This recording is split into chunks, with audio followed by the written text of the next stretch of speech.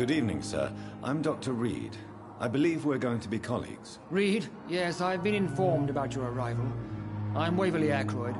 Welcome aboard, I suppose. Does my arrival inconvenience you in some way, Dr. Ackroyd? Let us just say that I don't particularly share Dr. Swansea's enthusiasm for hiring you. What we need here are reliable professionals, not overrated dabblers.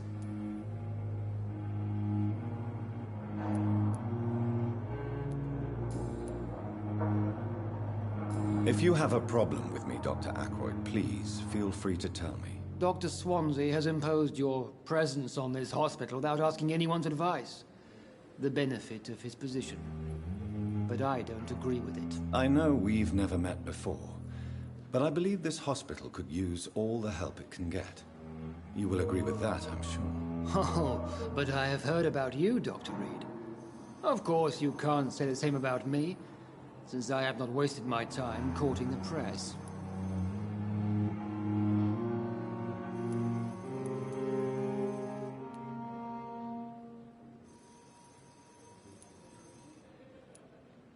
There is no need for such animosity between us.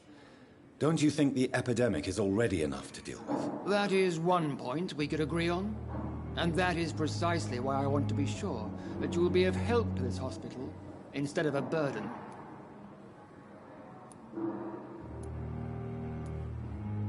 If you have a there is no need... That is... Since your tenure in this hospital is longer than mine, perhaps you can tell me more about this place. Let's just say I'm tired of the carelessness around me. I have always respected the skills of Dr. Swansea, but over time his enthusiasm has become displaced. Carelessness? Exactly what are you talking about? We're here to save lives. The people who trust us are not volunteering for experimentation. They're here to be healed. I don't intend to run any radical experiments, Doctor.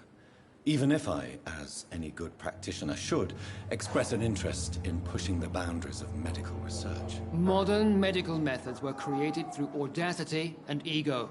But there are rules in our line of work, and they're here to protect our patients.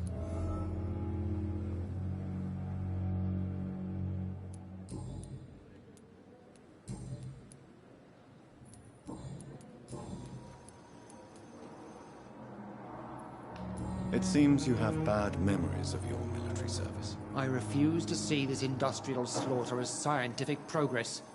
War only reveals the worst in men. We can at least agree on something, Dr. Ackroyd. I don't know what you've heard about me, but I have already proved my value as a practitioner. I don't question your skills, Dr. Reed, but your motive. Is it money, fame, or are you truly dedicated? And what exactly is that supposed to mean? I served in the war just like you. But unlike you, I did not use the wounded to play the modern sorcerer. Be careful what you insinuate, Dr. Ackroyd. I only want you to admit you used those men to improve your theories.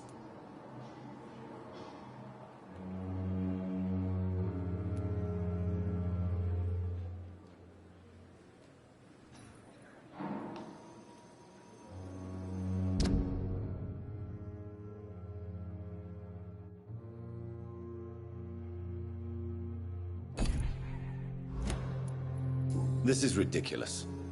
My blood transfusion technique saved many lives, and you know it. You see?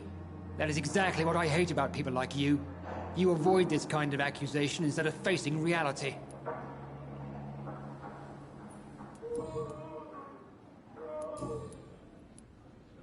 It seems you have we cannot... I served... Be careful. I only... This is ridiculous. You see? Thank you for your time. We'll talk later.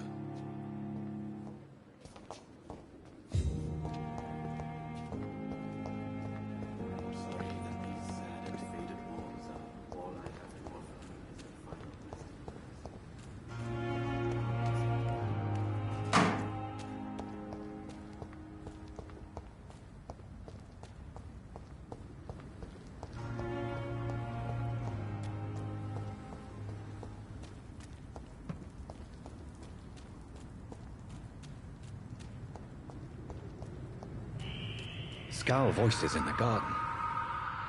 I should investigate. If they were to find somebody...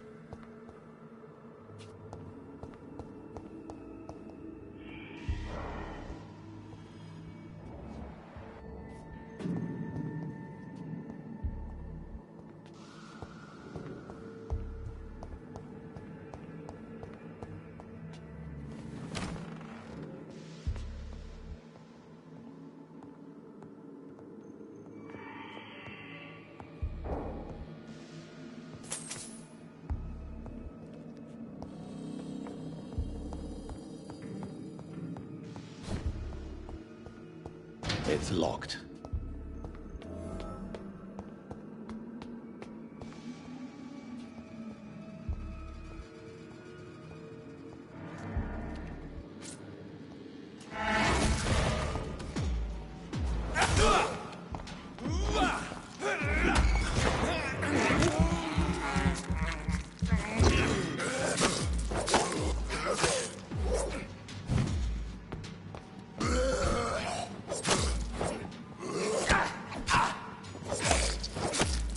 Behavior is similar to the infected William Bishop.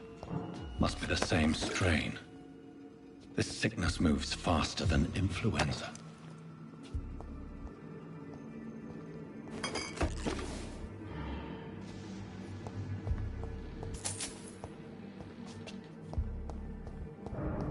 It's locked, all right.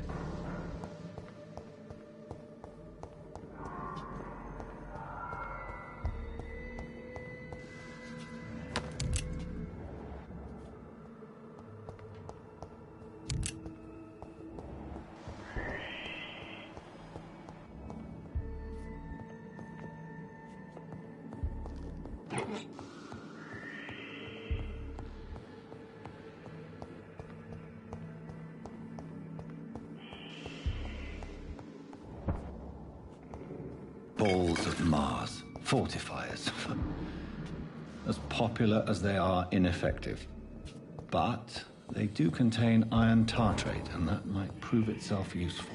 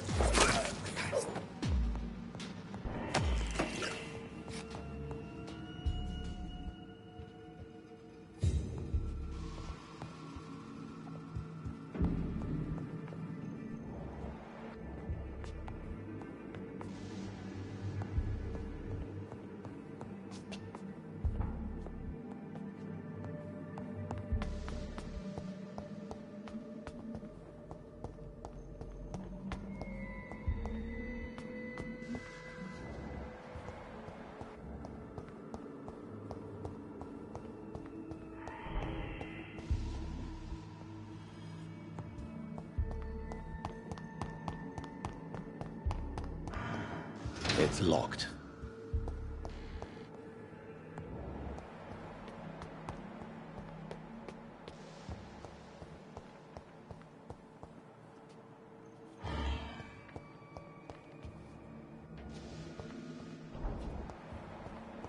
I cannot enter.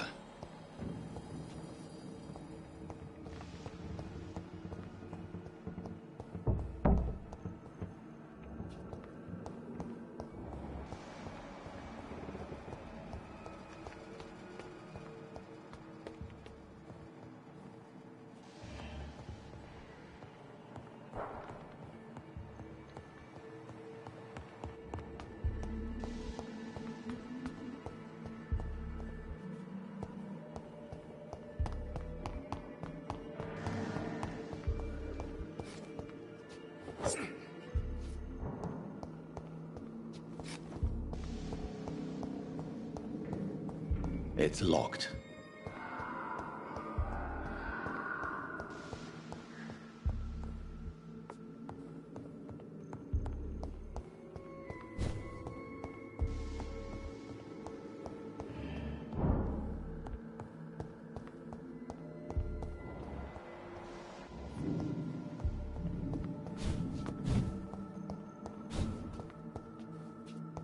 It's locked, all right.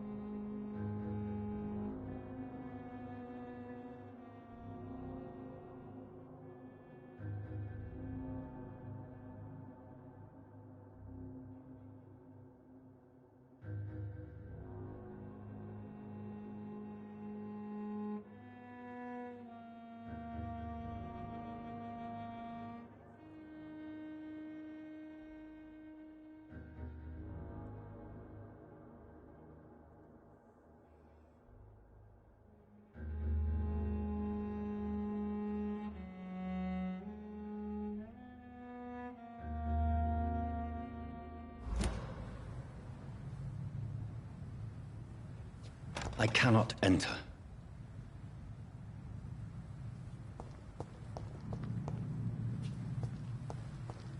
It's locked, all right.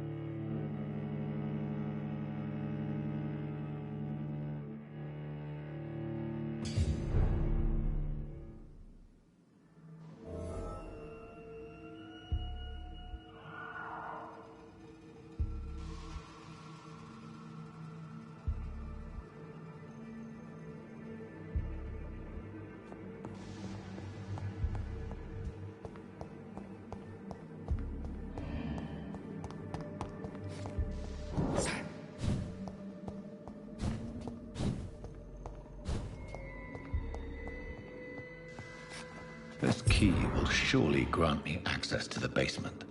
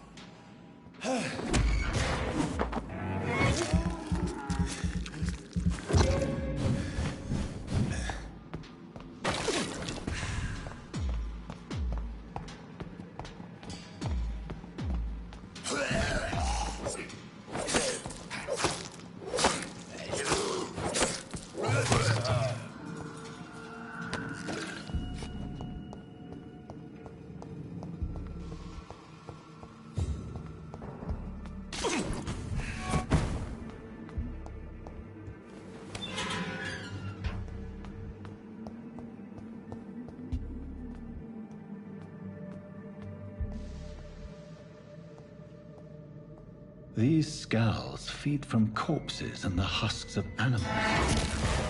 And afterblood.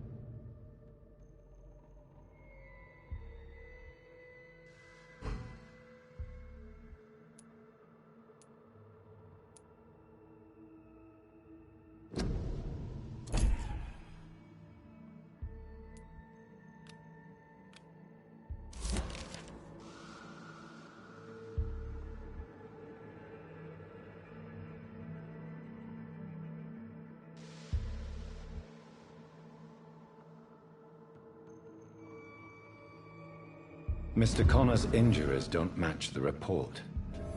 I'd better look into this.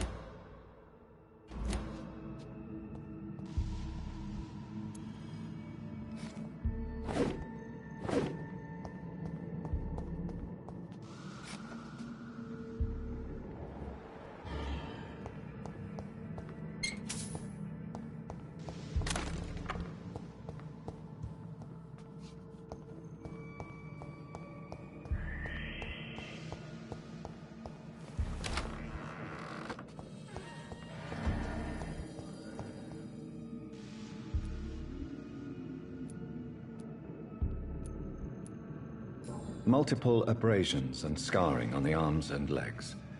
Old and distinctive injuries of a sailor or a fisherman.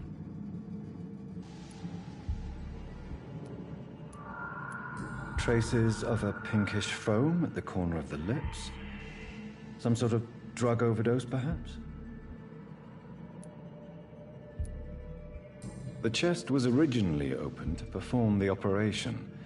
The sutures are clean, but the chest has been reopened.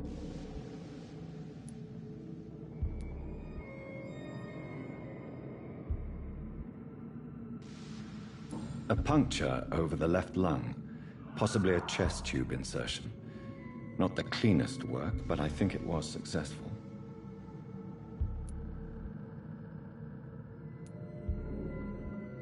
Signs of internal bleeding. So, Dr. Tippett's anesthetics were incorrectly dosed, causing the patient's death. And then, he tried to operate on him again. Tippett has made an egregious error. It's time we talked.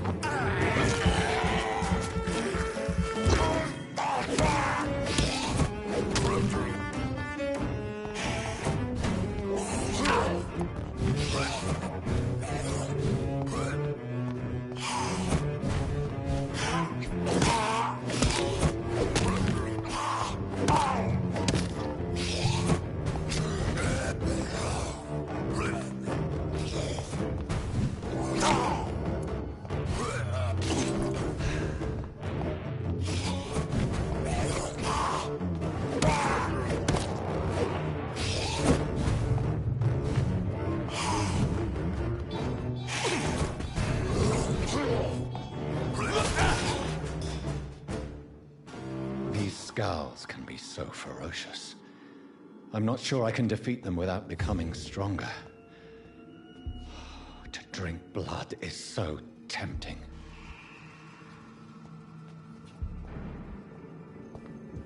Sodium hypochlorite. Dangerous to administer, but efficient in the proper dosage.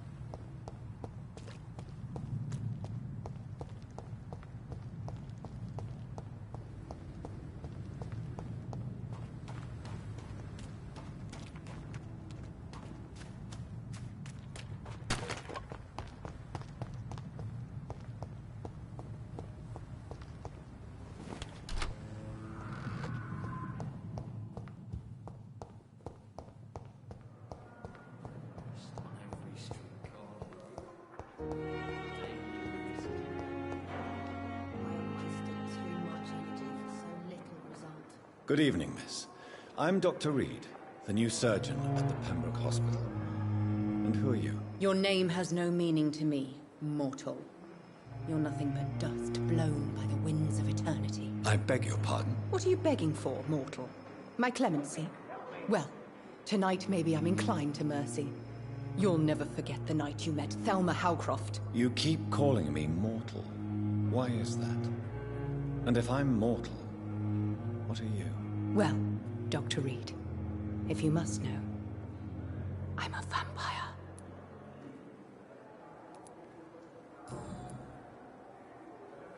And why do you believe you're a vampire? I don't need to believe anything. It is what I am. It is what I feel within this hollow shell of flesh. Please, describe to me how you feel. What is it like to be a vampire? I can hear my body crumble from the inside as my flesh cracks and fades. I sense the last pulse of postulant blood within my drying veins. I need new blood. I see. Have you ever heard of Cotard syndrome, Miss Howcroft? Never. It's a mental illness discovered by a French neurologist named Jules Cotard. The affected patients are delusional. They believe that they are putrefying, that they are dead, a ghost or a ghoul, or in your case, a vampire. Delusional, you say? Oh, sad and petty mortal. You can't even begin to understand the concept of immortality. And you think it is I who am delusional. I'm assuming you must be a patient here. Am I right, Miss Howcroft? It's only a cover. To hide from my enemies. I can leave whenever I want. As a woman, a spirit, fog, or bat. Who are these enemies you mentioned? Can you describe them? I cannot say for sure. But I sense their eyes on me from nearby.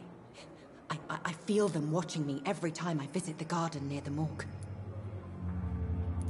The staff here are not your enemy. They're here to help you, to care for you. I'm not speaking of the doctors in white. I'm speaking of the men and women who hunt me.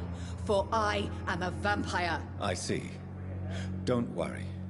These people will not find you here. I'll personally make sure they leave you alone. Thank you, mortal. But do not interfere with them, for you are no match for those that hunt me.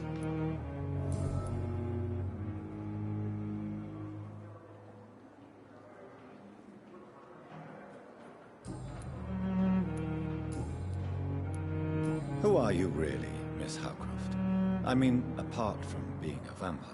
Is that not enough for you, puny mortal? What do you require? Proof of my powers? I'm curious to know who you were before becoming a vampire. Oh, it's such a long time ago, I don't remember. Centuries of unholy life can have strange effects on one's minds, you see?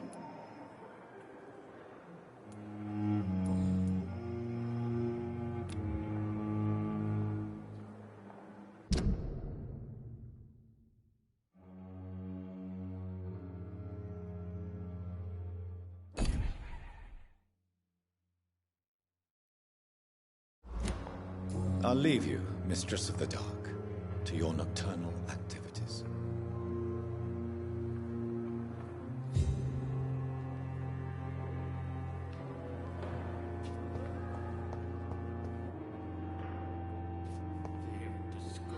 So many deaths. And what of my own life?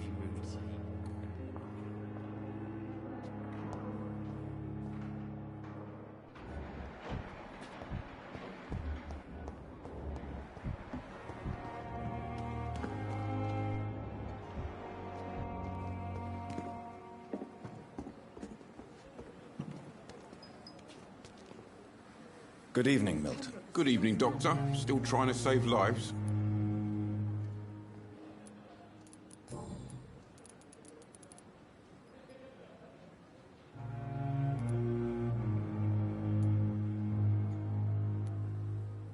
So what do you do exactly in this hospital?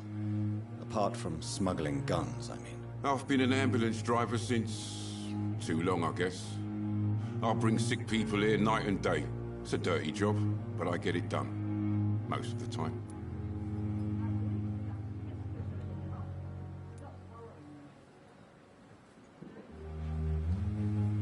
Since you're on the front line, how is the sanitary situation in this vicinity? It's a complete disaster.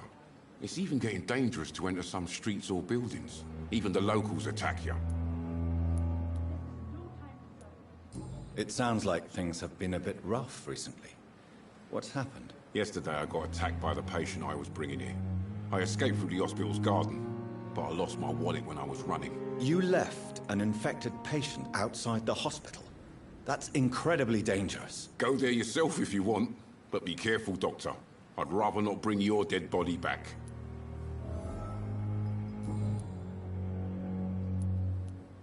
Why do you have such a mediocre reputation among your colleagues, Milton? Fuck them. Nobody knows the horrors I've seen since working here. This city was sick long before the epidemic, Dr. Reed. I know it's a difficult task, but correct me if I'm wrong. Is this not the job you are paid to do? I've seen babies left to die while their brothers were properly fed. Underage girls and boys sold to all manner of perverts. I'm sorry, I don't know what to say. Yeah, exactly. We lack words. So excuse me if I don't look on the bright side of life. Are you really smuggling weapons through the hospital? And why not? I've already been attacked by patients, you know.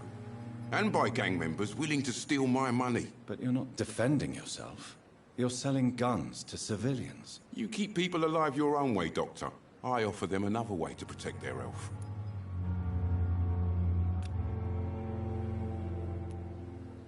How is the situation around here? You want to hear the situation is all right? It's fucking awful. We lack everything. And it's getting worse every day.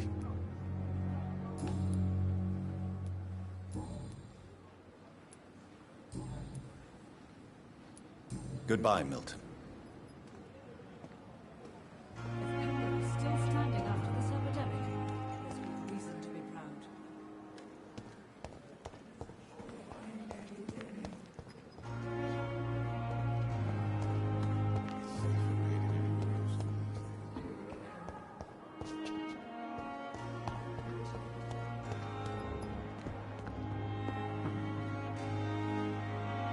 Good evening, Nurse Brannigan. Good evening, Doctor.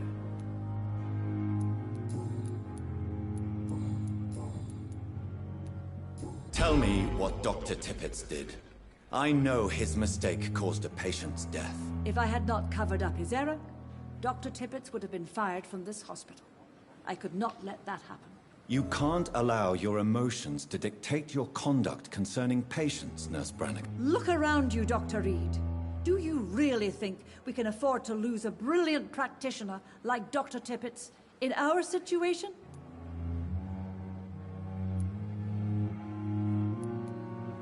To clear Dr. Tippett's name must be the decision of Dr. Swansea. You can't take matters into your own hands. I respect Dr. Swansea's authority and management, but he's no idea what happens here on a daily basis. I did what I had to do. Goodbye, nurse. Call me if you need assistance.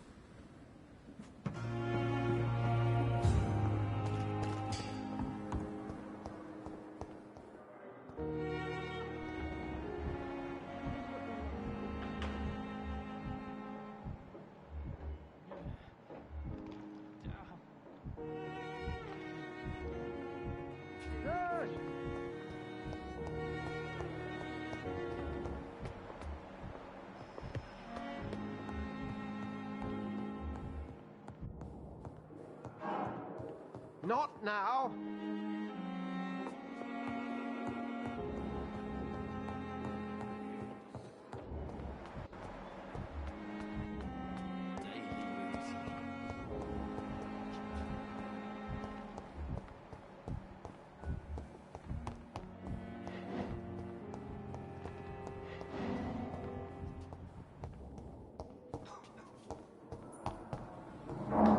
Thelma Howcroft said she was being watched by vampire hunters. Where are they hiding? I should investigate. Unfair situation. I managed to arrange to have you buried in the same mass grave as your wife.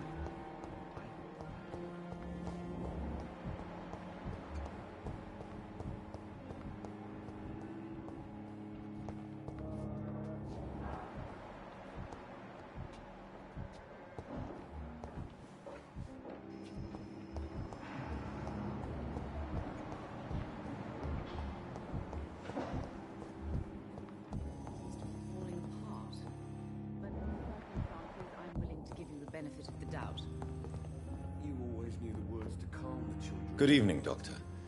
I believe we're going to be working together. Dr. Reed.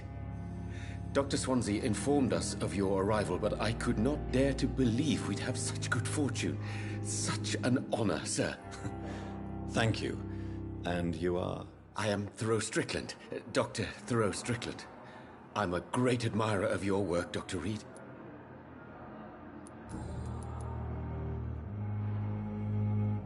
Please, could you tell me something about yourself? I'm a great admirer of your work concerning blood transfusion, Dr. Reed. I run my own experiments. I'm convinced it's the future. What made you choose to be a doctor? I'm not ashamed to admit you and your work have inspired me. I am honored to have the opportunity to work by your side. It's always a pleasure to share scientific and medical knowledge with someone eager to learn. I'll be glad to help you if I can. This epidemic may be the century's most terrible disaster, but I'm convinced that we, as doctors, are the only ones able to defeat it. I based my technique on my mentor's research. He helped me perfect my method. What is yours? I'd rather not talk about it. For now, it's just theories and first approach. My process is purely experimental and unsuccessful. As long as you're cautious and methodical, you may remain empty-handed, but you won't fail. You're not the first one to warn me, but I am convinced knowledge is the main weapon against the ravages of this epidemic.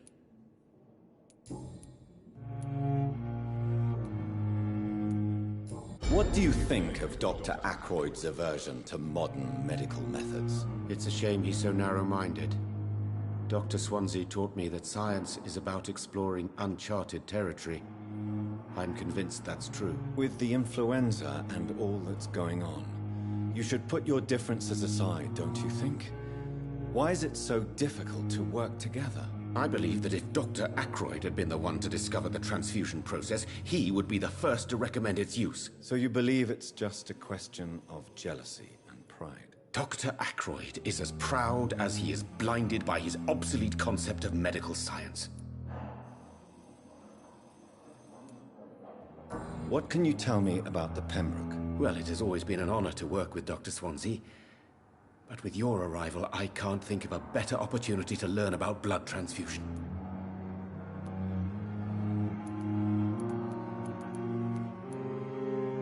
Do you need help with anything in particular? Well, yes, maybe. I'm waiting for a batch of products I ordered for my personal research, yet my supplier seems to have vanished. Do you want me to play the errand boy for you? Oh no, Dr. Reed. But if you went personally to his shop, what with your reputation and all, he wouldn't dare to refuse the products I need. I see. Well, give me the address, for I may pass by if I have time. You seem quite optimistic.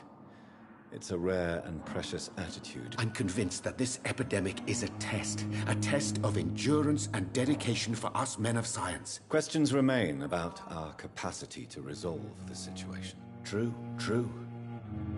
Last summer, during the first...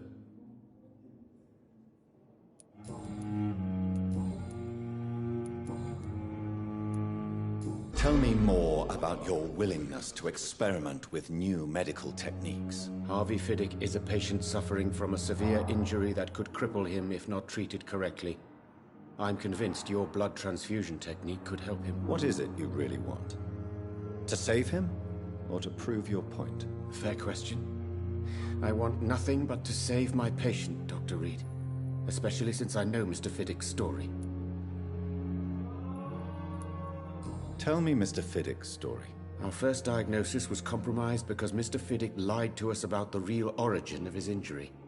He first claimed it was an accident. But why would he hide such crucial information from us? Because he is a proud father, ashamed of putting his children at risk because of his own negligence.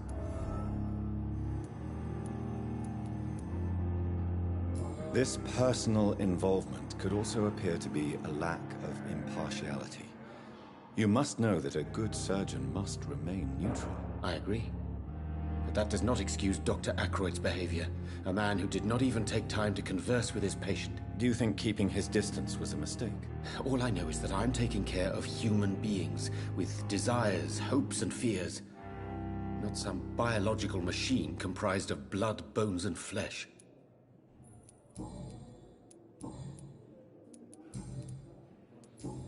Goodbye, Dr. Strickland.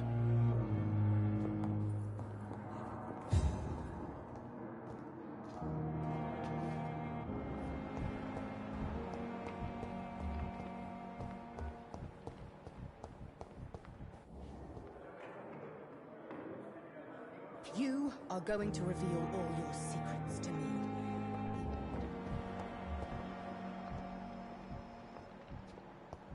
Help me! Help! This dead flesh needs it. Oh, please spare me, Dark King.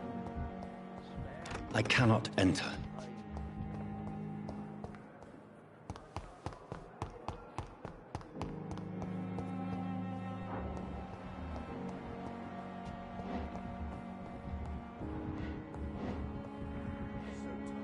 Yes, Doctor? That's all for now, Nurse Crane, thank you. Always knew the words to calm. It's locked, all right.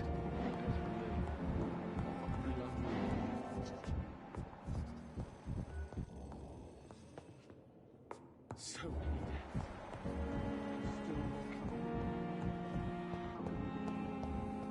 Still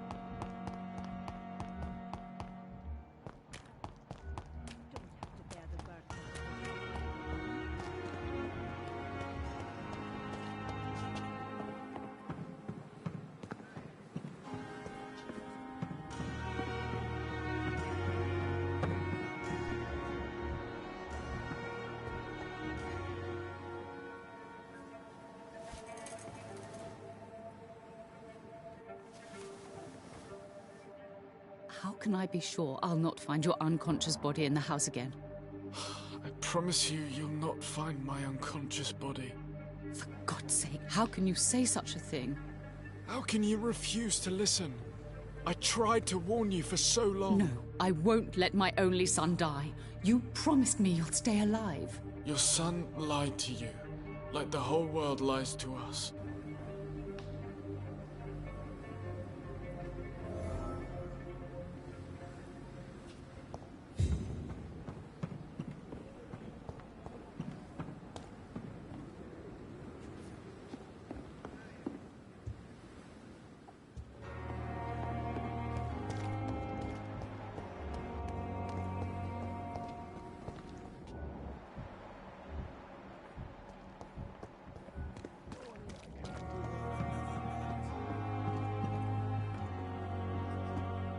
Good evening, sir.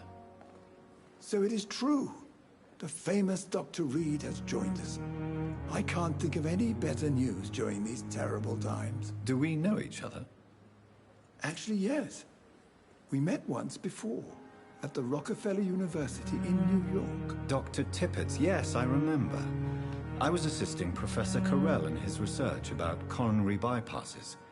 He had nothing but praise for you. He was also very confident about your future. And look at you now. Eminent surgeon and blood transfusion specialist.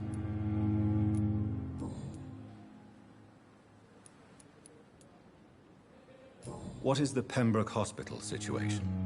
And please, speak freely. This hospital is not exactly the best of London. I'm sure you are used to working in a better environment.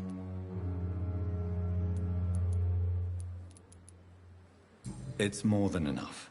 In any case, the personnel of a hospital are much more important to me than the building.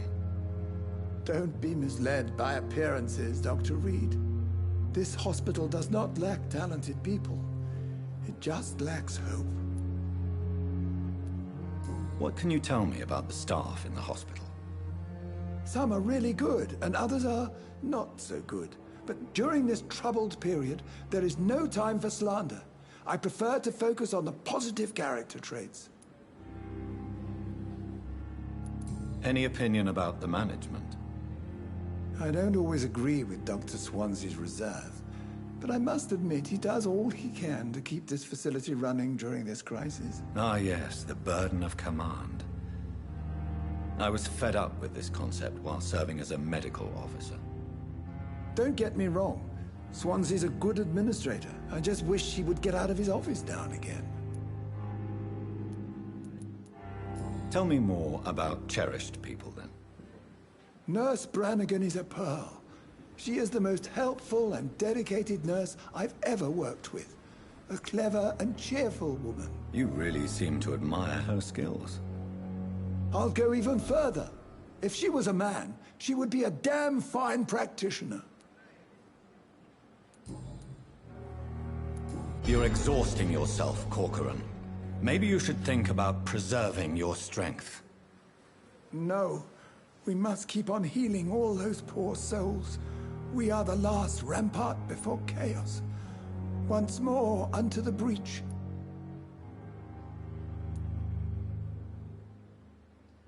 Nurse Brannigan is worried about you, Doctor. She should not have told you that. I will have a word with her. You don't have to blame her for her honesty.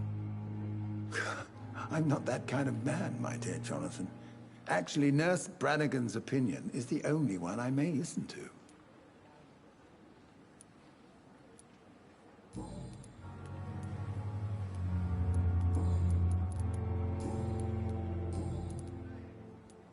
Corcoran, I want you to tell me about Mr. Connor. How did he die? What happened? He was my patient. He died because of my mistake.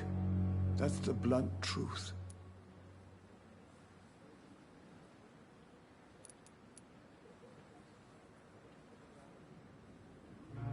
What was the nature of the mistake?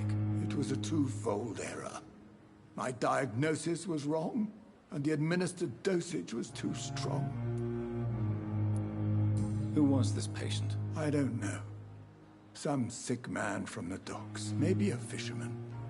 I had no time to talk with him. No one claimed a body. Why not stop practicing? Are you mad? I killed that man, I admit it, and it won't happen again. I have saved so many lives since then.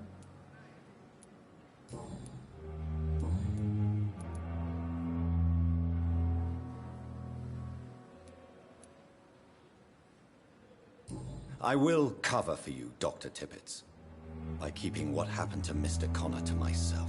I don't know what to say, actually. I can't exactly force you to become my accomplice. You didn't force me. This is my decision to make. I believe you're still of use to the hospital, considering the situation. Then I can make you this promise. As soon as the epidemic is eradicated, I will resign.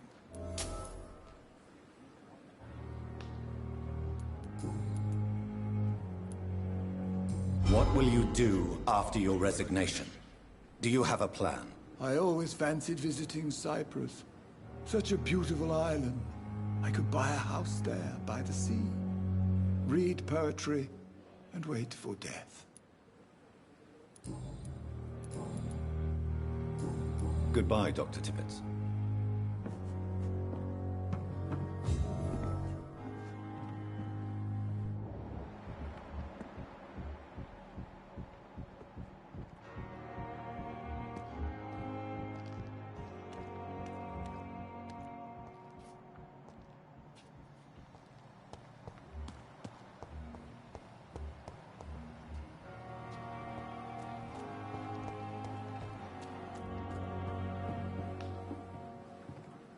Good evening, Nurse Brannigan. Good evening, Doctor.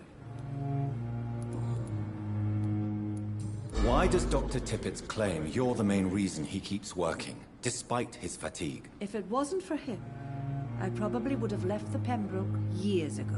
Dr. Tippett does not think of you as just a nurse anymore, does he? If you're suggesting he's not taking my gender into consideration when it comes to medical practice and knowledge, I really hope he doesn't.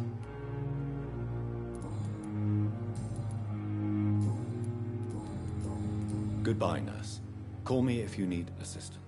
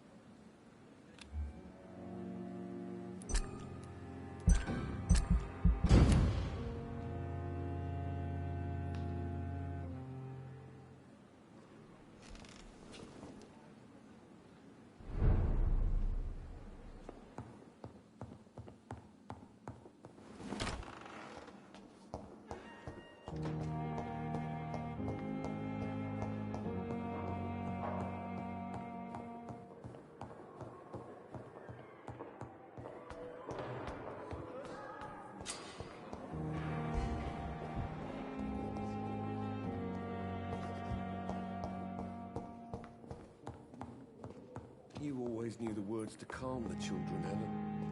Finally, you've returned, Doctor. Did you find anything of value? Yes, nurse. You've worked your first miracle, Doctor. Now, this patient here needs immediate treatment. Duty calls. When the storm has passed, I'll show you how to mix the remedy yourself with the same basic ingredients. Many thanks, Doctor. When you've finished, you ought to report to Dr. Swansea in his office. He's been looking for you. Seemed pressing.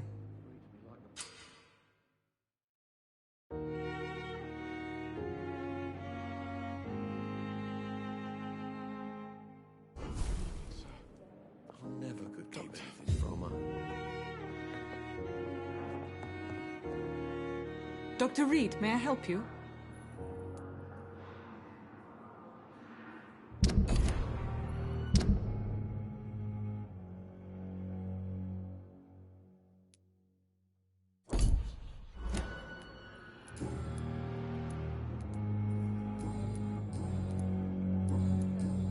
What can you tell me about the epidemic, Nurse Crane?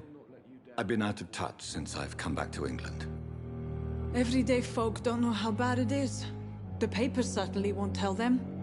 Not as long as the war is raging on, anyway. News on the front stated that the Spanish flu was under control, at least in Britain. It seemed to be for a while, but that was only last summer. It returned with a vengeance just over a month ago. What can you tell me about our patients here at Pembroke? This hospital was founded to help the East End poor and needy. But since the war and the quarantine, we've had all manner of folk. Can you be more specific? Well, veterans, the elderly, dock workers. We even have a few mental patients. If there's space, we take them. For how long have you been working here, Nurse Crane? I first volunteered at the Pembroke in 1911, a few months after Dr. Swansea was appointed.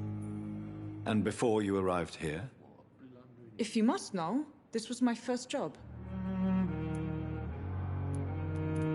Well, Dr. Swansea certainly has confidence in your abilities. Are you in charge of the nursing staff?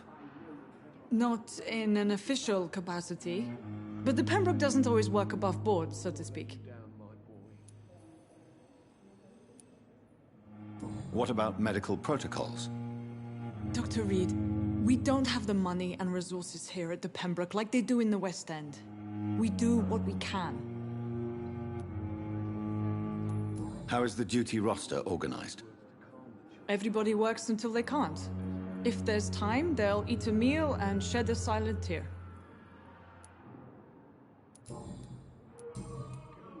I'll see you later, Nurse Crane.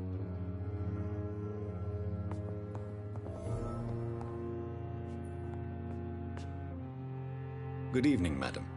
Can I help you? It's my son who needs you, sir. I'm Dr. Jonathan Reed. How can I help your son? I'm Beatrice Goswick, mother of Mortimer Goswick. Could you check on him, please, Dr. Reed? I've heard much of your talents as a physician.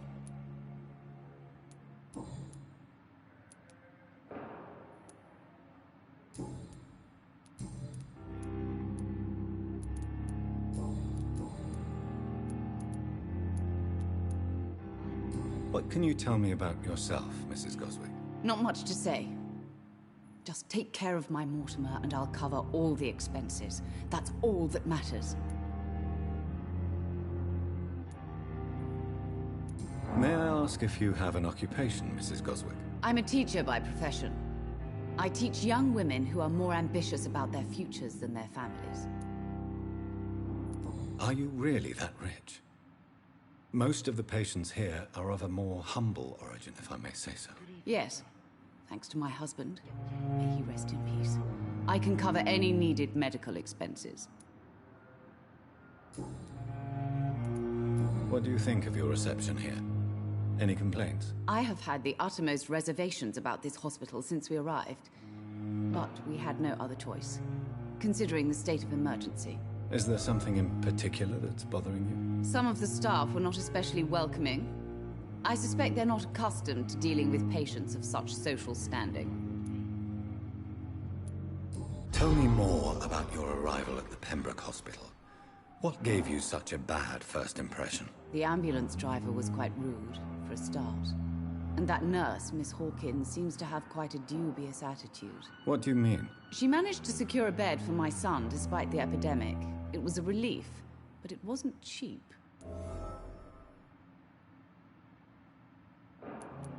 She charged you for a bed? Yes, and I paid without question, considering the urgency of the situation. I share your concern, Mrs. Goswick. Be sure that I'll talk to the people involved. I don't expect compensation, Dr. Reed. But I'm aware such behavior would not be tolerated in other hospitals.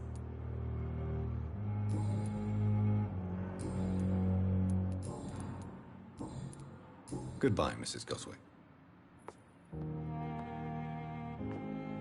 Good evening. I'm Dr. Reed. Can I help at all? No. Really? Why are you here, then? I don't want to talk. My throat hurts too much. I suppose that this pain is the reason you're here. Is someone taking care of you? Yes. And no. Could you at least tell me your name, sir? Mortimer. Mortimer Goswick. Do you need any help? I'm afraid I may, sir. I don't mean to be a burden.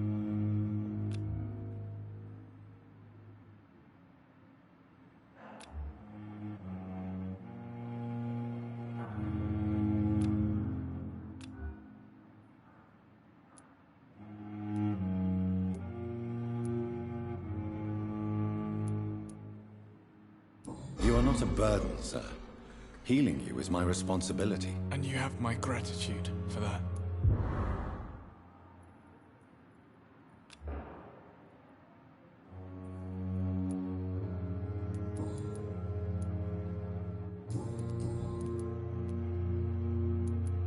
How painful is your throat, Mr. Goswick? So painful I'd rather not talk at all, Doctor.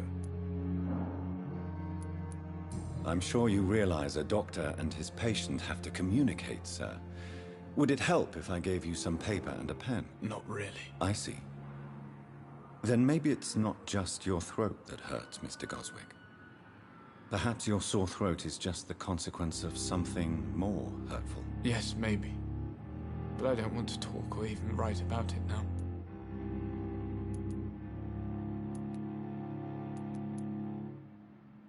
Why did your mother have you hospitalized here? She seems convinced this is a bad hospital. My mother just wants the best for me. She won't rest while I'm here. She'd go all the way to hell and back to help me. Is your mother bothering you?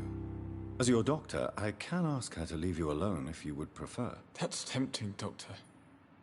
But you have no idea what my mother is capable of. She would tie herself to my bed if you asked her to leave. Pembroke Hospital may look unorthodox, but rest assured, you're in good hands here. It's not me you have to convince, Dr. Reed. It's my mother.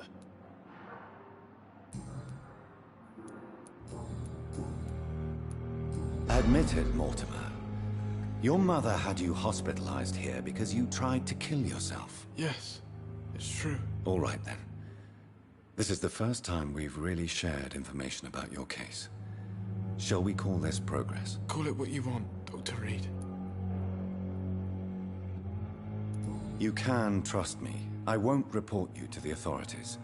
My one and only concern is your health. I guess I should thank you, then. Can I help you in any way, Mr. Goswick? I wrote a letter for my mother. She was supposed to read it after my death. But I suppose she doesn't have to read it now. I see. And is this letter still near the place where you tried to take your own life? Yes. And I don't want anyone reading my last words. I mean, I'm still here. If you bring me back that letter, then perhaps we'll talk. Tell me about yourself, Mr. Goswick. I don't want to talk, Doctor.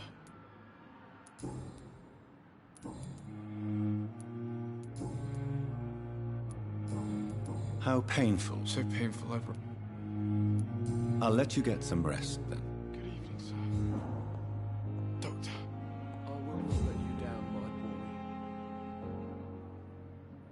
Good evening, Doctor. How is my son doing? Your son wished to die, Beatrice. Why did you hide such crucial information? Are you not aware suicide is a crime? Mortimer could be thrown in jail. I can't let that happen. I won't. I understand you fear the legal consequences, Mrs. Goswick. But don't you realize your silence significantly affects your son's case? All my son needs is help and comprehension. Not judgment and punishment for what he may or may not have done.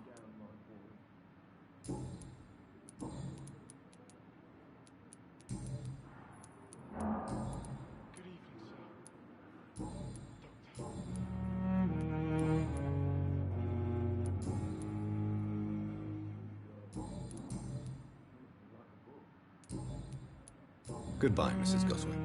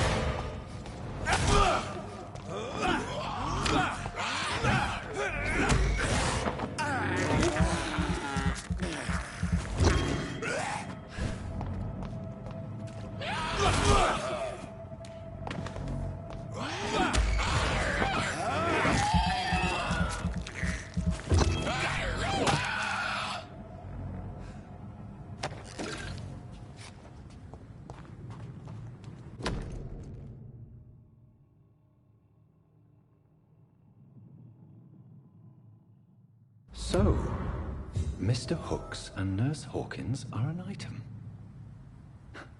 Those two have hidden their affections well.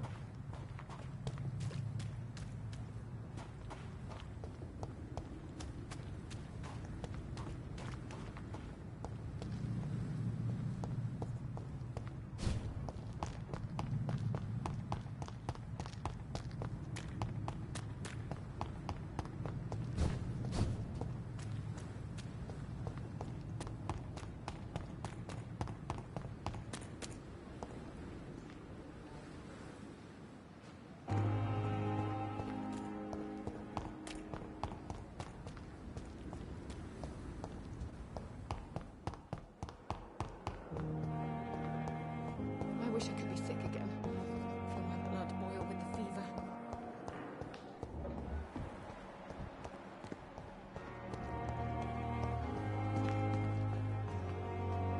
Good evening, Milton. Good evening, Doctor. Still trying to save lives? I have some good news, Milton. What? The epidemic's over? I retrieved your wallet with all the money and a certain picture. Well, yeah, Pippa Hawkins is my girl. So what? Is it the difference of skin colour that bothers you? Not at all, Milton. Good. Please, take this money anyway. To remind you to keep your mouth shut. Not everybody is as broad-minded as you, Dr. Reed.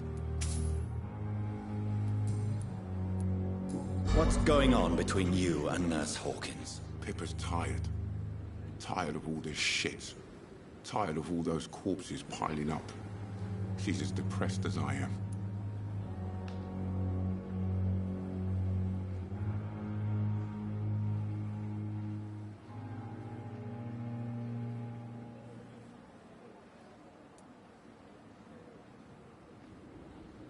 During the war, I witnessed a few couples just like you come together in difficult circumstances. It can be very damaging. Maybe you're right. But we support each other.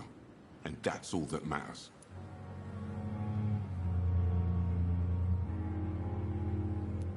You do realize you could both get fired. Hospital staff are not meant to have intimate relationships with one another. Come on, Dr. Reed. Do you know how many rules are broken in this hospital every day just to keep it running? There's nothing wrong with what we're doing.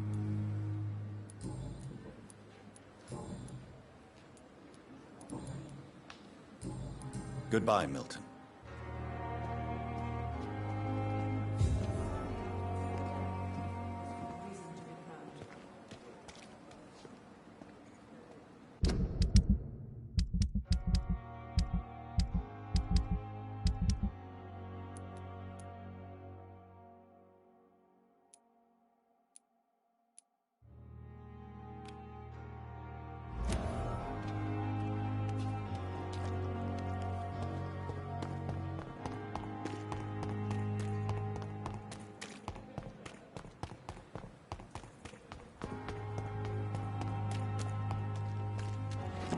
I cannot enter.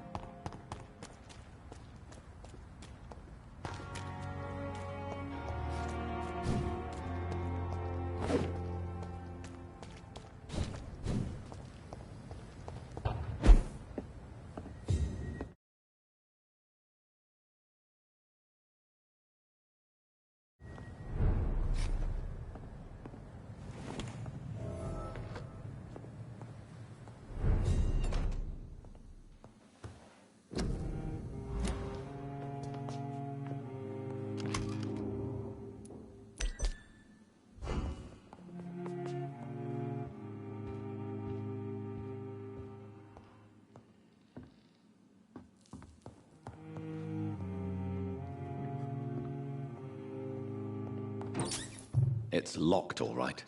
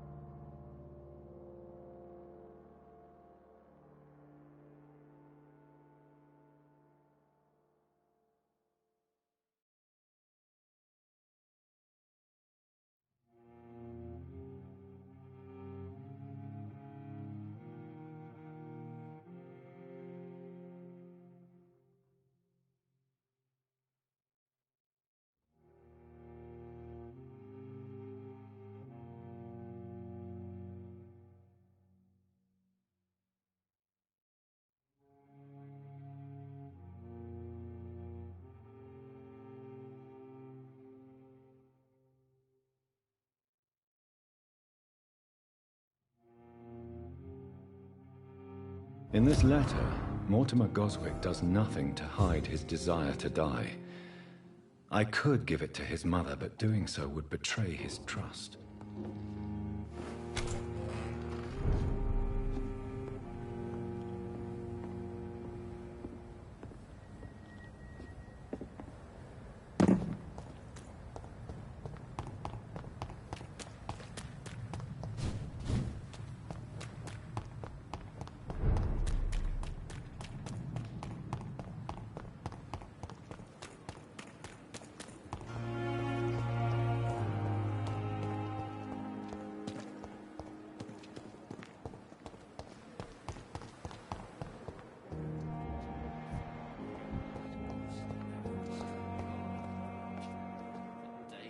Good evening, Nurse Hawkins. Good evening, Dr. Reed.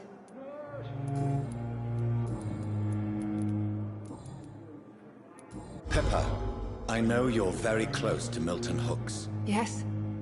Milton Hooks is my man. If you want to report me for that, just feel free, Doctor. I have no intention of reporting you, Nurse Hawkins. But are you aware of the risks? The rules say I won't be allowed to work as a nurse anymore. But here at the Pembroke, we break rules all the time. Is he worth the risk? Hey, I'm no perfect woman, and Milton is not the finest bloke. But we do our best to get by. That's all any of us can hope for nowadays.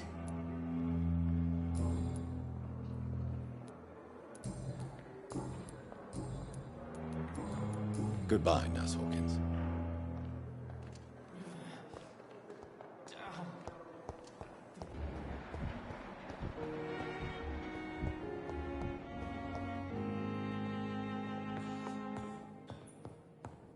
I will not let you down, my boy. Good evening, Mr. Goswick. How are you? I'm okay. I have to go now, sir. But don't hesitate to contact me if you need any help. Good evening, sir. Doctor.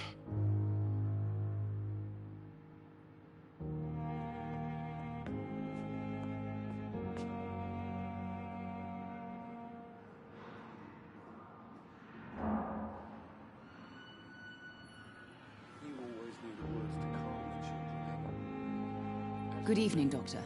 How is my son doing?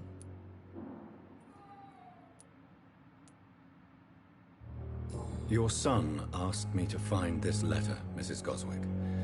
However, I thought it would be preferable to give it to you. I already know what I'm going to read. Mortimer, why are you acting in this way? I have done everything I can to help you. But it's not enough. We will talk about this letter later. I understand that you need some privacy. Before you leave, take this for your trouble. Thanks to you, my son still has a future. Perhaps. Good evening, sir. Doctor.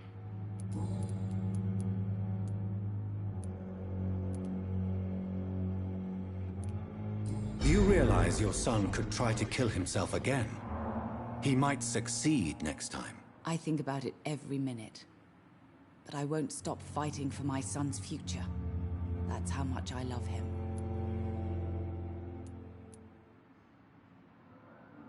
You're right. Your son's death was not fatal. And unlike many on their own, he is lucky to have you by his side. I can't give up on him. I just can't. I have conceded many times in my life, but giving up on my son is something I am incapable of.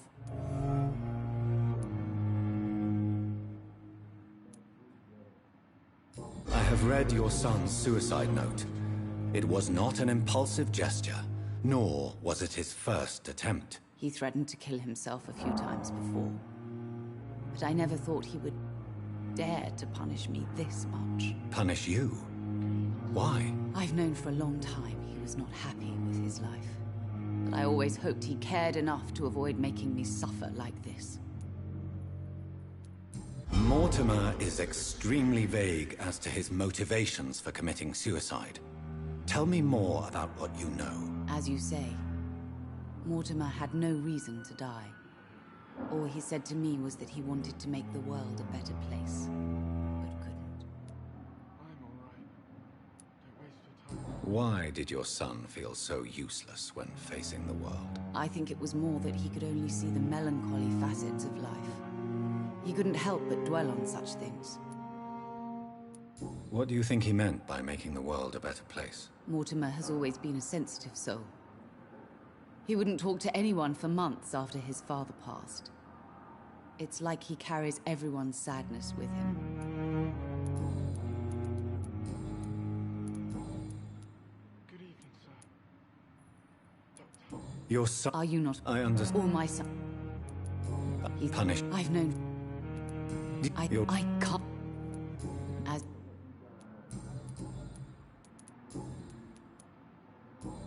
Goodbye, Mrs. Goswick.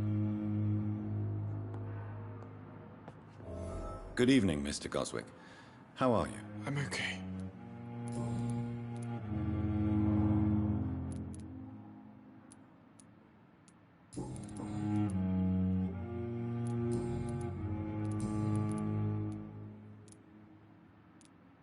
I've read your letter, Mortimer. You wrote about an unbearable feeling of despair while the world crumbles around you. Tell me more about it. There's nothing more to say, really. It's hurtful, it's unbearable, and I don't ask anyone to understand what I feel.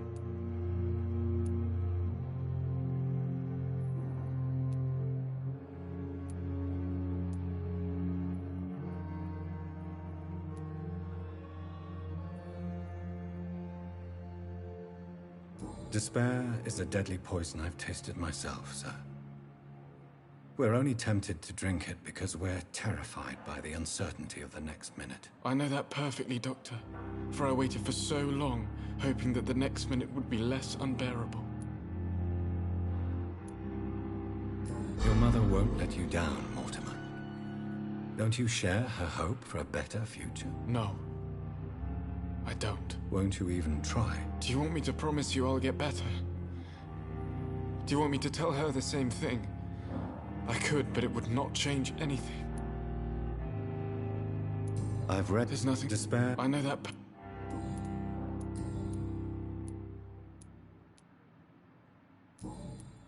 I have to go now, sir.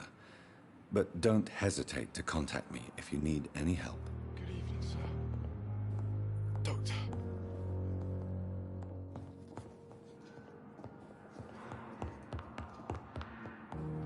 I will not let you down, my boy. Good evening, sir. I'm Dr. Reed. May I help you? I don't know if a third opinion is needed. Your colleagues are already arguing about my condition. I see. Would you mind telling me more about your situation? I'm Harvey Fiddick. All I want is to get me bloody arm fixed properly.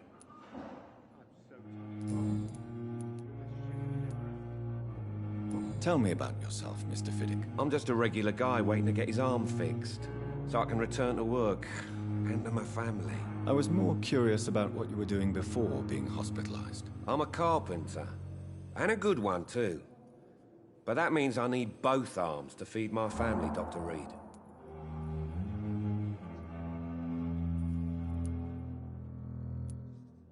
Tell me about the doctors who are arguing about your case. Strickland and Aykroyd. They both want the best for me, but there's a lot of pride there. Doctors are no different from carpenters, it seems. What do you mean? I often had professional arguments with rivals on a building site. Difference is, I disagreed about wood and nail. Are you satisfied with your treatment here? Well, it's clear that I've chosen a bad time to be injured. I won't lie to you about it. I'm afraid... Are you sure you don't want to operate yourself, Dr. Reed? I have the feeling you're very capable. And your colleagues seem to think so too. In other circumstances, you would be right. But for now, I don't think I can take on the responsibility. My apologies.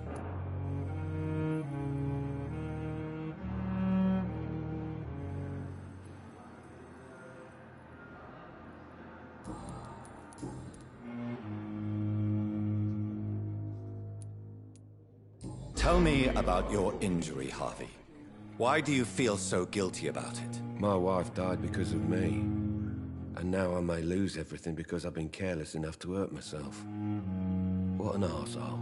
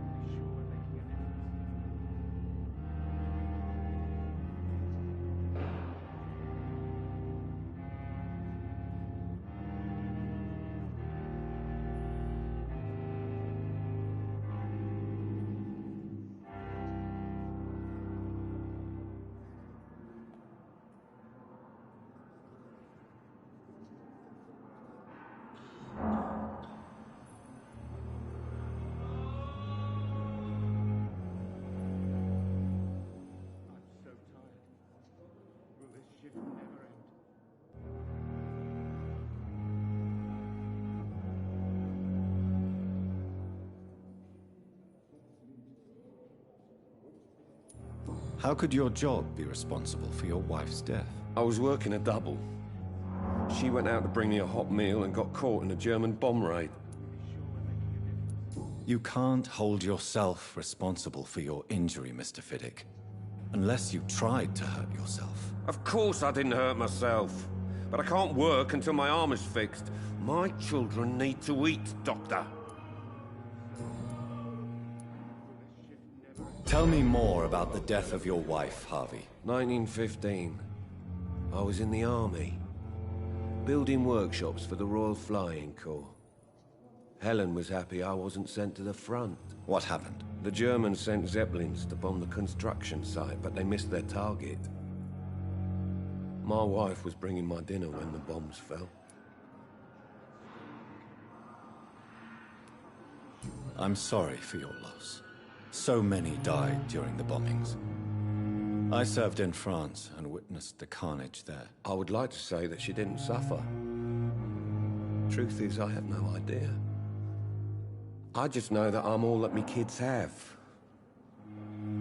Poor little bleeders.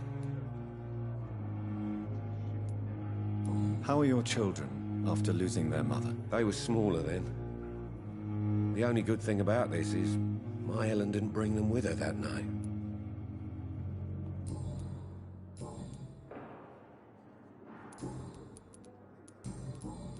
Tell me about my... Goodbye for now, Mr. Fiddick. I'll see you later. I will not let you down, my boy. Good evening, sir.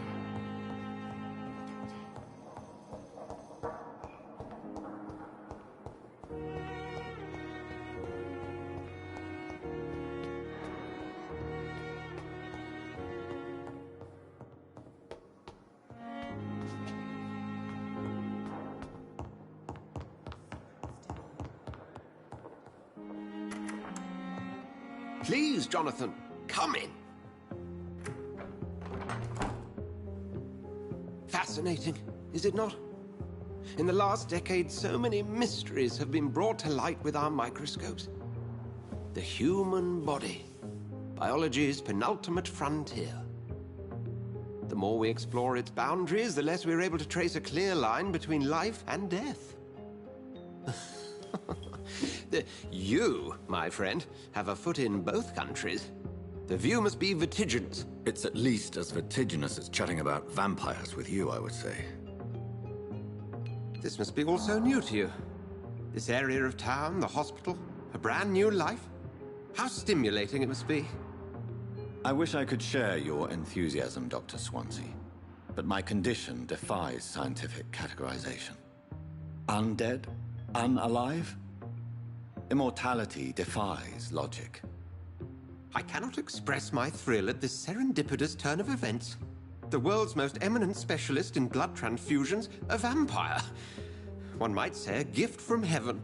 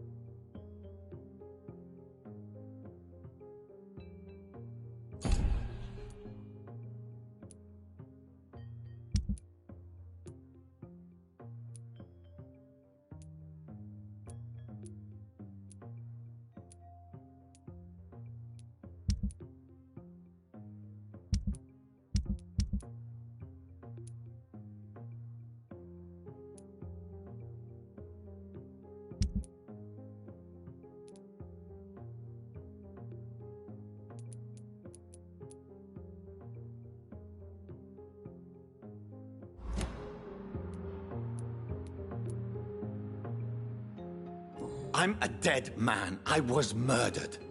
Now I'm a murderer. Tell me how this is a gift. Forgive me. I've been an admirer of your work for a long time, and now you are so much more than a brilliant physician. And please, call me Edgar.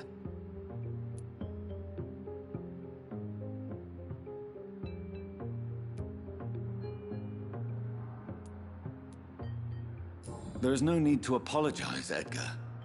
You offered me sanctuary when I had none. Very well. I have a task for you, Jonathan. Something that will require all your newfound skills. Please, go on.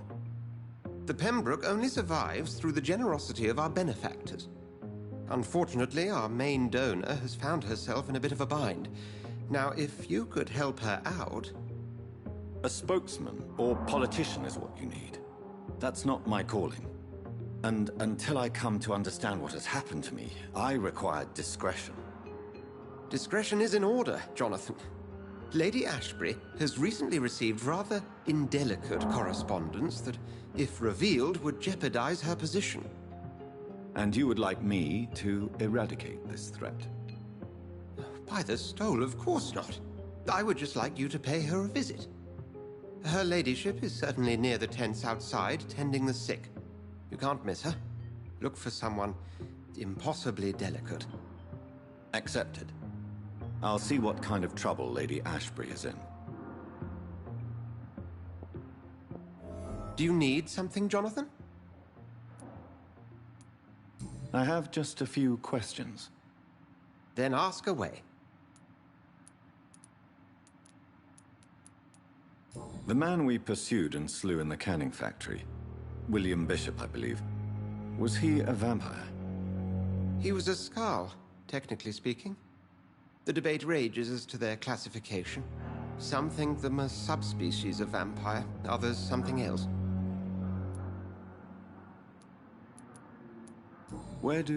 How do Skalds come into existence? The name means slave. The etymology may indicate that they are a lesser species of vampire. From what I know, vampires tend to despise them. Just for clarity, what differences are there between myself and a Skald?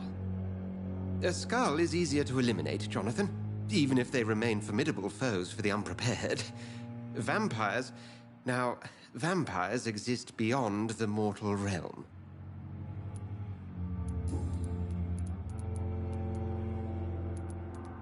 Since you seem quite the expert on vampires, what could you tell me about my condition and how it came about? As men of science, our first step is always to start with what we know. Forget the myths, the hackneyed scrawlings, and the penny dreadfuls. They do not scratch the surface of the truth you now find yourself in.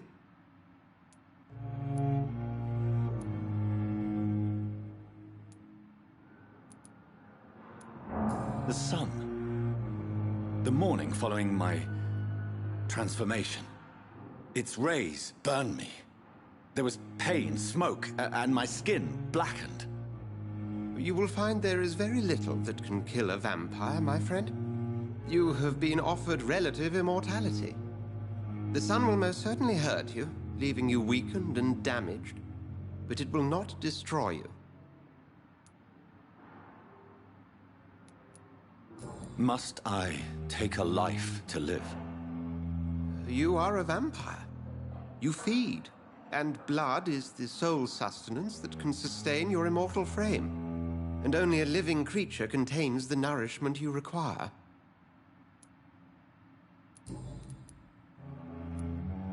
Since I'm the one working for you, what should I know about Pembroke Hospital? Well, for many years, we have been the only medical facility in this part of town that people can rely on. We support the community here, as well as provide health care. Where do we stand today? But to be honest, we cope on a day-to-day basis. The first wave of the Spanish flu last summer took us by surprise. We lack many of the basic necessities needed. What do you expect of me? What we need is hope. You were a soldier. This is a war. This white coat's still a uniform. We fight to help the poor, the sick of the East End, the forgotten. You mentioned something about a secret society. A brotherhood, if I recall. Could you elaborate? Certainly. I've been a member of the Brotherhood of St. Paul's Stole for several years. We are pledged to monitor and report vampire activity in England as impartial scientific observers. Yet you don't fear me. And still, you know the monster that lurks beneath the civilized surface. The Brotherhood has studied your kind for centuries. We believe you are as supernatural as a lion is to a gazelle. That explains your nightly wanderings about the docks and the questions you ask. I feel it wasn't mere coincidence that led us to that part of town. There was something as yet unseen that set those chain of events in motion.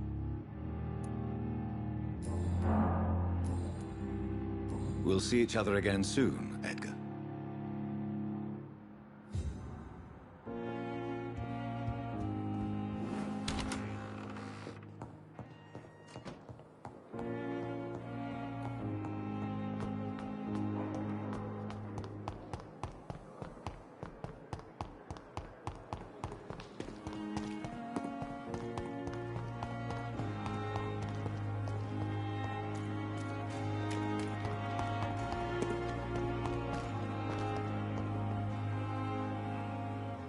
The flu took my dear wife, Emily. I take comfort knowing we'll soon be together again. Mr. Rainfield, that's no way to talk.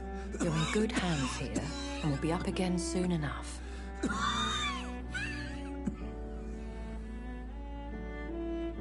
Now do me a kindness and get some sleep. I'll be back round later. Your words are kind, the blessings of an angel. You're the sweet, sweet Lady of Mercy.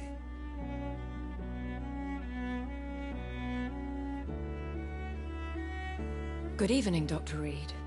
It's a pleasure to see you again. You seem surprised. Dr. Swansea has brought me up to speed concerning your recent appointment to Pembroke Hospital.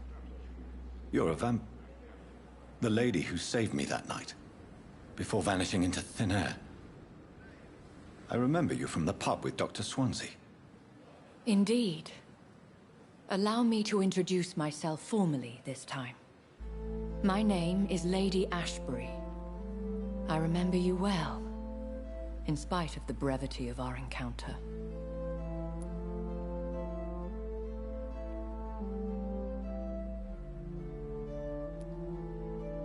Apologies. You've taken me by surprise. I'm very happy to see you. The pleasure is mine, Doctor. I hope you're more disposed to answer my questions now. You must have countless questions, but our rather urgent matter first. Swansea has explained. My cover, if you prefer, has been compromised.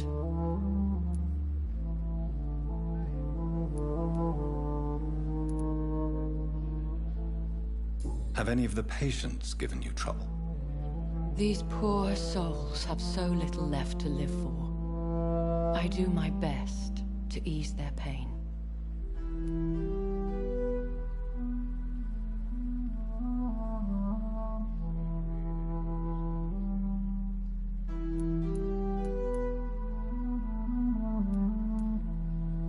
The world would be a better place if it were cared for by women like you. You make me blush. I am simply a necessary evil. Pardon my boldness, Your Ladyship, but I have questions concerning this condition we share. As a newborn, your hunger for answers is rivaled only by your thirst for blood. But the questions need wait. I'm a scientist. My trade is in the deciphering of mysteries, and I need information to feed my mind. I will gladly answer every question you have, but first, prove yourself capable of resolving my predicament without eating the culprit. Dr. Swansea has commissioned me to be your agent in this matter. You could start by explaining what's amiss. These past insufferable weeks, I've been the victim of extortion. I've made a first payment, but the blackmailer grows greedy. I must refuse his most recent demands.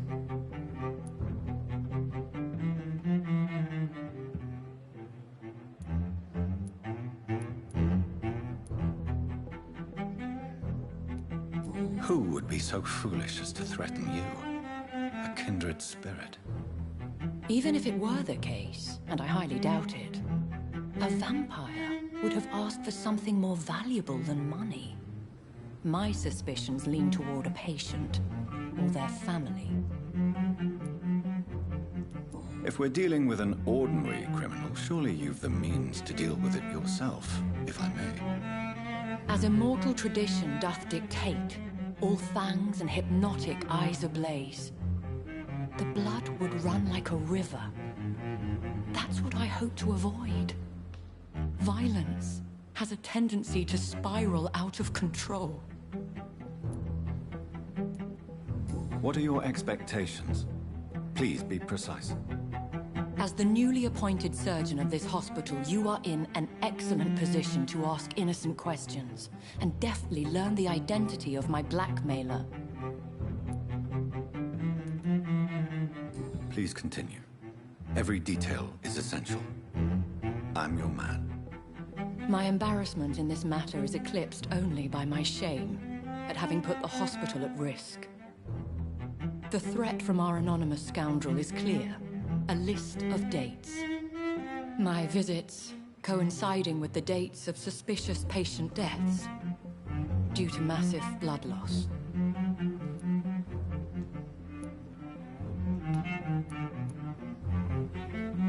I'll take care of it. Do you know where I should start? If that was the case, I'd settle the matter myself. You could talk to our local gossip, Harriet Jones. Not a pin drops here without her hearing about it. I'll meet that woman now.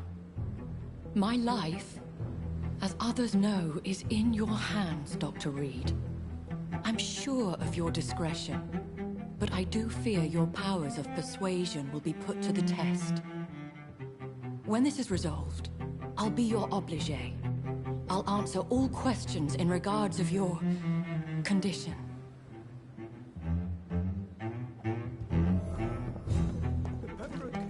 Lucky to have Dr. Reed, you know. Perhaps I should have I met him in New York. If only there were more of us. Less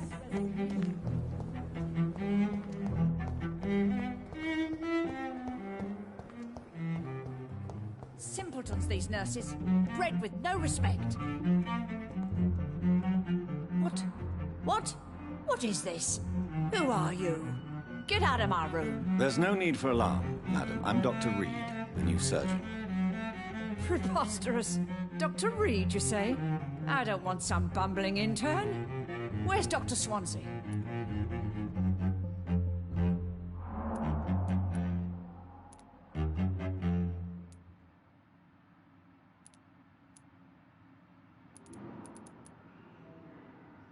Please, calm down, madam.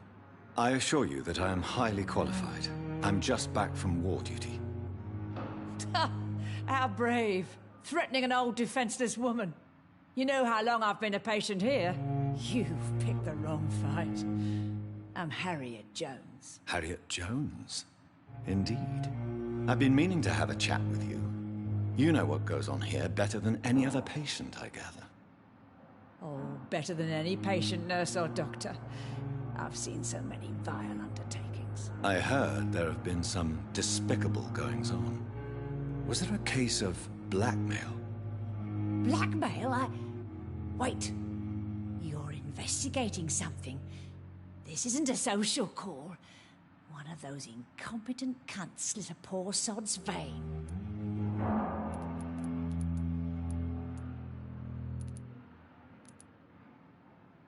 You seem to know more about the goings-on here than anyone else. Beware, Miss Jones, in case suspicion should fall on you. That's it. Blame the old and infirm. I see those little bitches' greedy little eyes. Just waiting for me to pop off they are. If I didn't know better, Miss Jones, I'd be inclined to say you enjoy this type of idle gossip. God's honest truth, Doctor. It's just the way it is here. Most of these bitches would let you freeze to death before getting you a blanket. I assure you, madam, this is not an investigation into a possible medical error. Debauchery, then? Nurses Crane, Hawkins, Brannigans, whores, all of them. They can't keep their legs shut. I've seen them scratching slutty sores. Really? Well, if you have irrefutable proof, I'll not have the staff behaving in such a manner here. This is your business, Doctor, not mine. But I swear one of the nurses is cavorting with some man on hospital hours. Thank you for your time, Miss Jones. You've given me something to go on. See you on the next round.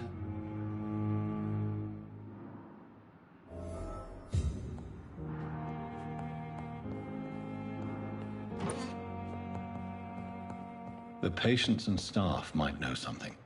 I'll start my investigation with them.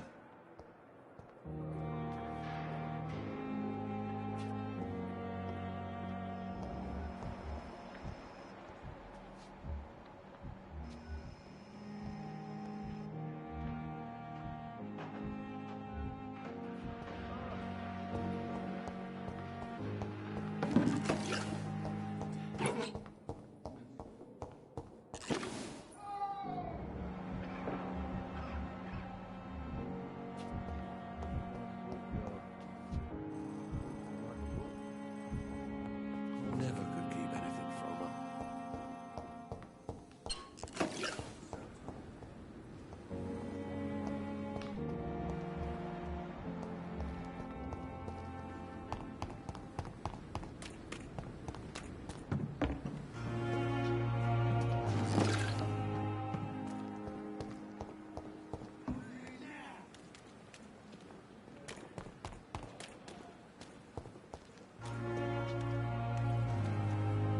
Good evening, Mr. Cox. Dr. Reed. Still working at night, I see. I like that. And why is that? People who don't sleep at night always seem more alive to me. More interesting, one way or another.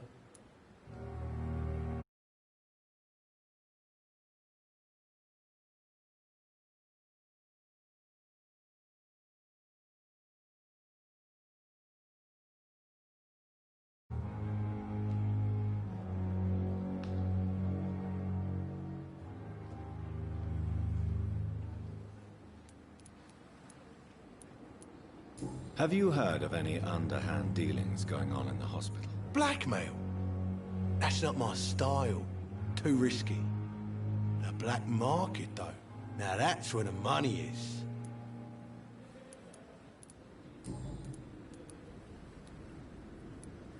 Do you ever think about that poor fellow I saw you push in the water? The wound he gave me will make sure I don't forget him. Still fucking hurts. Boss had cut me good.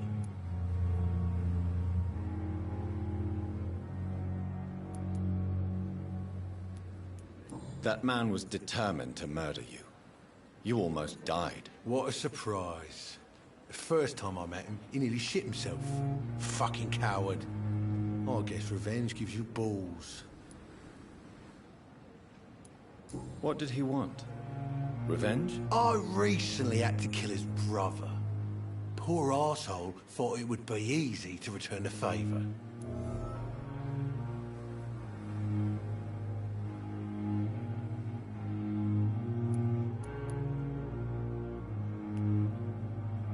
Perhaps you're right. Maybe only the strongest will survive in these dark times. If there must be only one, in the end, make no mistake, I'll be the winner. How is your hospitalization going, Mr. Cox? This is a shitty place with shitty staff. But as long as I'm treated all right, I'll be fine.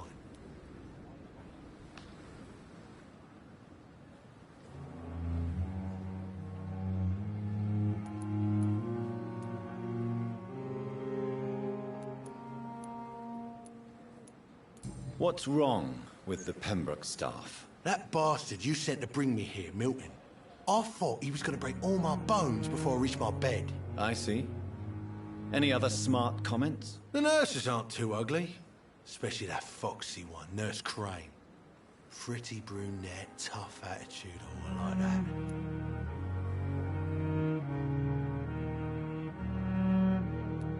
What's wrong with the hospital? Come on, Dr. Reed. The place is a dump.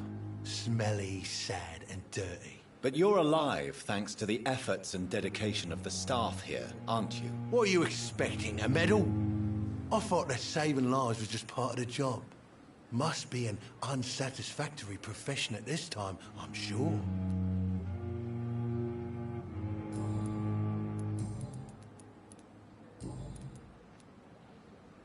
How long do you think you can escape the law, Clay? I know this city like the back of my hand, Doc. I know its streets, who to pay, who to avoid, and who to bully. I won't get caught.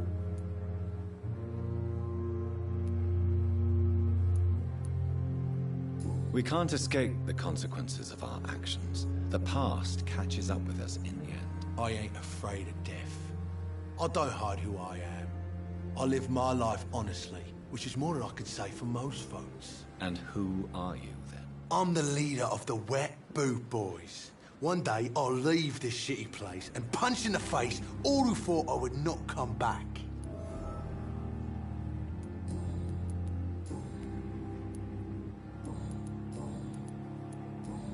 Have you heard of any underhand dealings going on in the hospital? Black...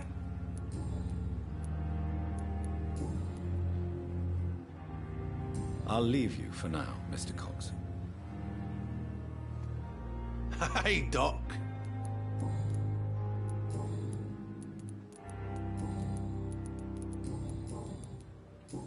I'll leave you for now, Mr. Cox.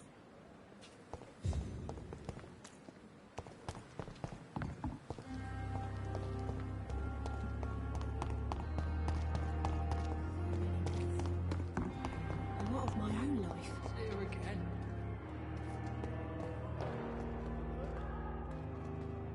Good evening, Nurse Hawkins. Good evening, Dr. Reed.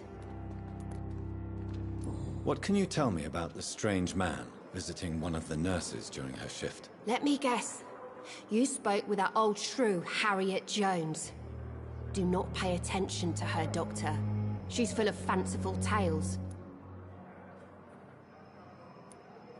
She could have been telling the truth about the mysterious man. That old witch will end up in hell soon enough. Who cares if a nurse finds some happiness where she can? No matter how you feel about her, Miss Jones deserves our help. Who says I don't care for her? Hate is what keeps that old crone alive. Goodbye, Nurse Hawkins. I wish I could be sick again. I feel my blood boil with the fever.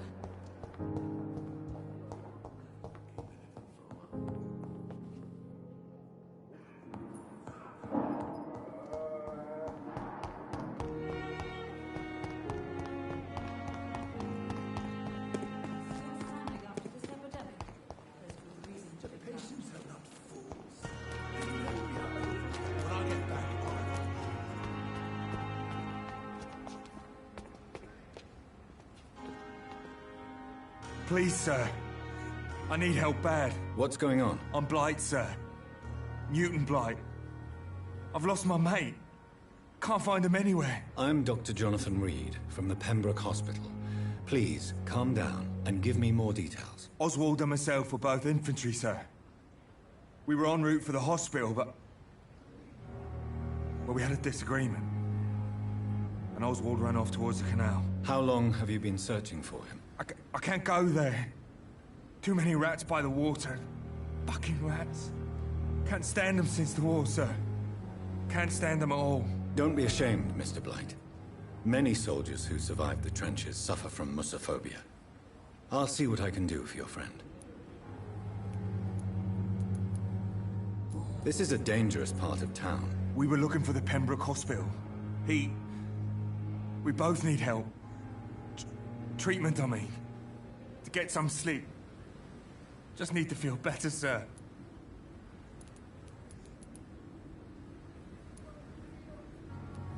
What can you tell me about yourself? I'm Oswald's best friend. We served in the same regiment, sir. taken care of each other since we came back from the front. What can you tell me about your friend? His name is Oswald Thatcher. We survived the war together. Oswald is nervous and quite fragile since we came back from the war. Where was your friend the last time you saw him? He went down by the canal. He didn't want to go to the hospital. I think he went to the sewers on purpose. So I couldn't go after him. I have all the information I need for now.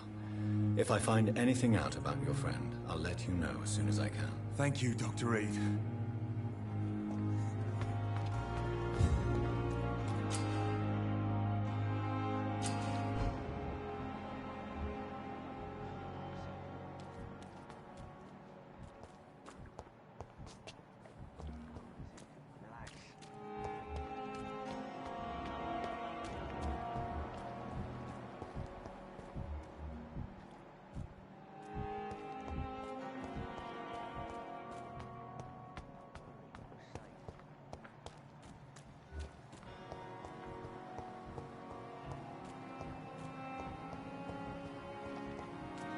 It's locked.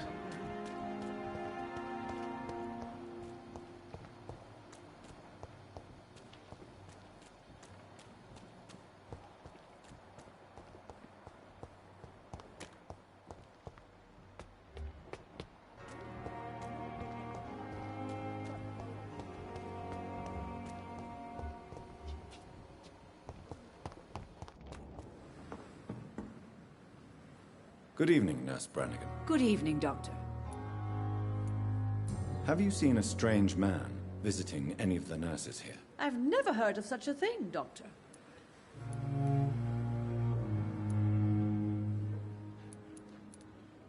Do you know if any of the hospital staff have criminal backgrounds? The people who work here all come from very different backgrounds, Doctor.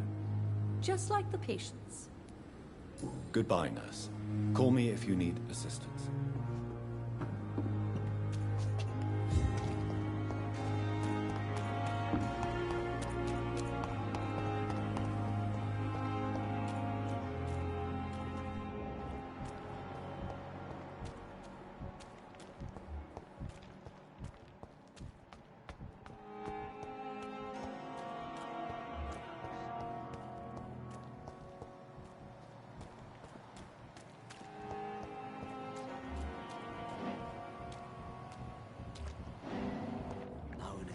Relax.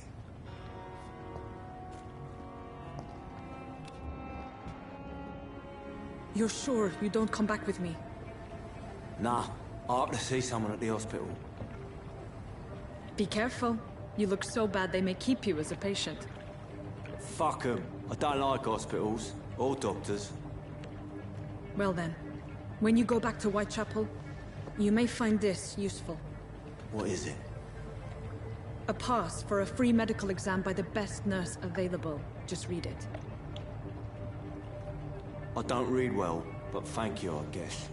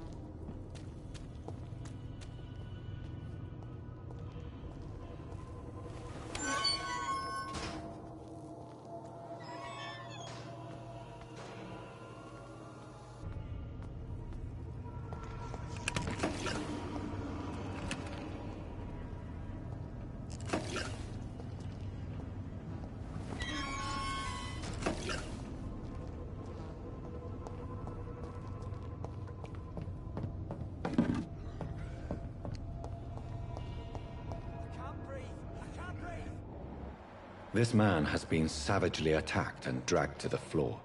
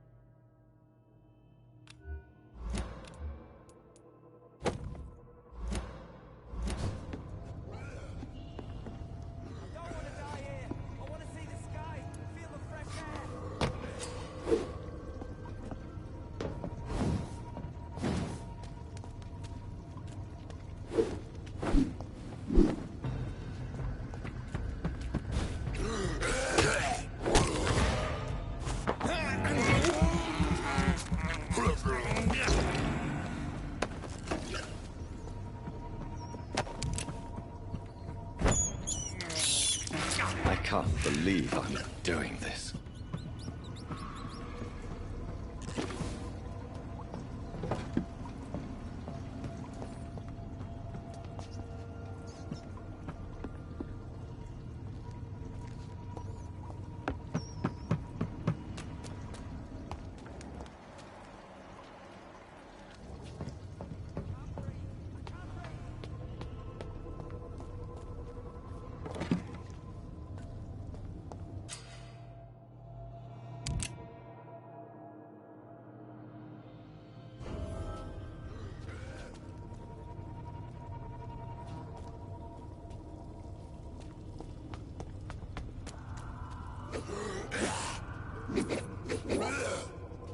I don't want to die here. I want to see the sky, feel the fresh air.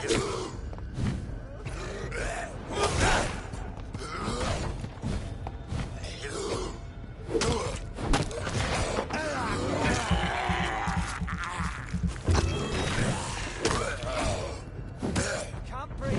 Can't breathe.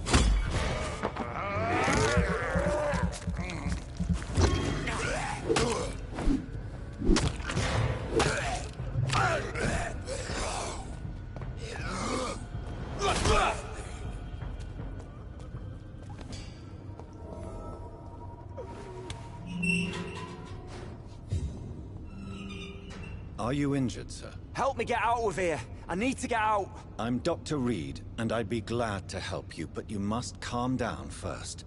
Please, take a deep breath and tell me your name. Okay. I'm Oswald Thatcher. Please, I need to get out. Mr. Thatcher, your friend Newton sent me to help you. Do you remember him? Yes, I do. Good. Now leave this place and enjoy the cool night air. It's quite invigorating. I'm sure you'll feel better if you do.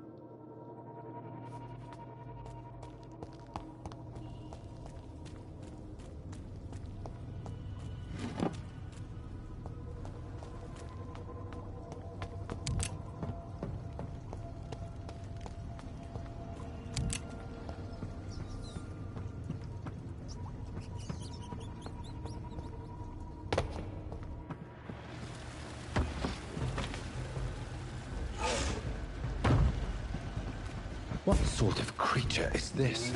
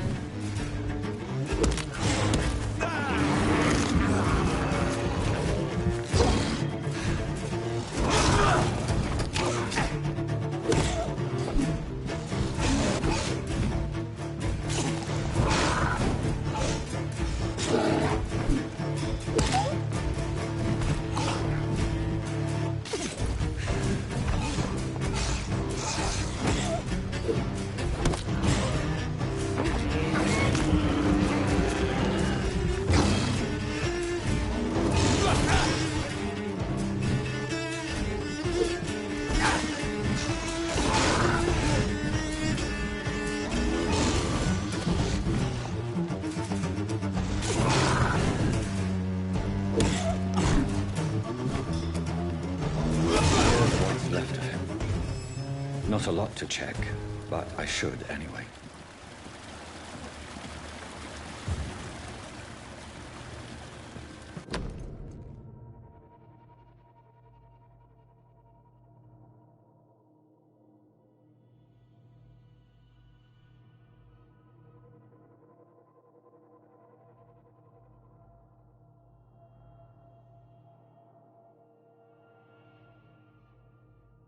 Some voucher for a free checkup in Whitechapel.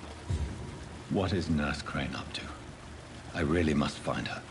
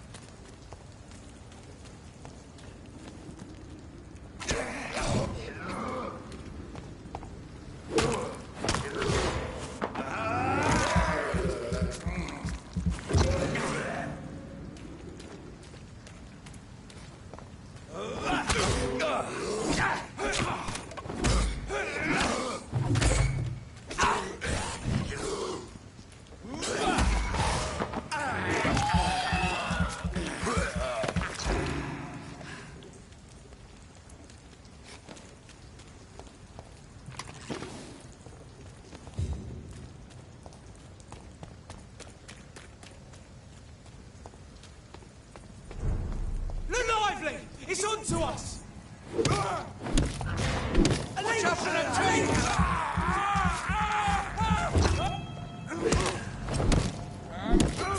It's on him! It's on